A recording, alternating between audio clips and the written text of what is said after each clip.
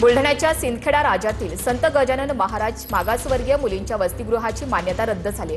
जिल्हा परिषदेच्या मुख्य कार्यकारी अधिकाऱ्यांकडून आदेश जारी करण्यात आलाय। महालेखकारांच्या ऑडिटमध्ये त्रुटी आढळल्यानं मान्यता रद्द झाली।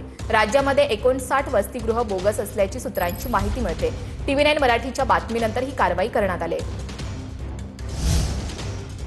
एकूण 31 वसतिगृह आहेत, त्यापैकी 4 हे मुलींचे वसतिगृह आहेत आणि 27 जे आहेत ते मुलांचे वसतिगृह आहेत। त्यावेळेस कॅगनं सर्व आपल्या 31 वसतिगृह तपासले होते। त्यात बाकीचे वसतिगृह सर्व नियमानुसार सुरू होते आणि याच वसतिगृह हे सुद्धा सुरू होतं, फक्त जागेमध्ये एक्सेस अनुदान त्याला दिले असल्यामुळे त्याची वसुली करण्यात आली। डोंबिवलीतील डॉक्टर मारहाण प्रकरणासंदर्भातली ही बातमी आहे। रमेश म्हात्रेनंतर उर्वरित तिन्ही आरोपींना जामीन मंजूर झालाय। अक्षय कारंडे, रमेश पवार आणि प्रमोद निकम या आरोपींना जामीन मिळालाय। कल्याण सत्र न्यायालयानं 20,000च्या जातमुचलक्यावर जामीन मंजूर केलाय। मुख्य आरोपी रमेश म्हात्रेला 2 दिवसांपूर्वीच न्यायालयाकडून जामीन मंजूर झाला होता। कोर्टामध्ये आम्ही आर्ग्युमेंट केली 8 जुलैपासून ते पोलीस कस्टडीमध्ये आहेत।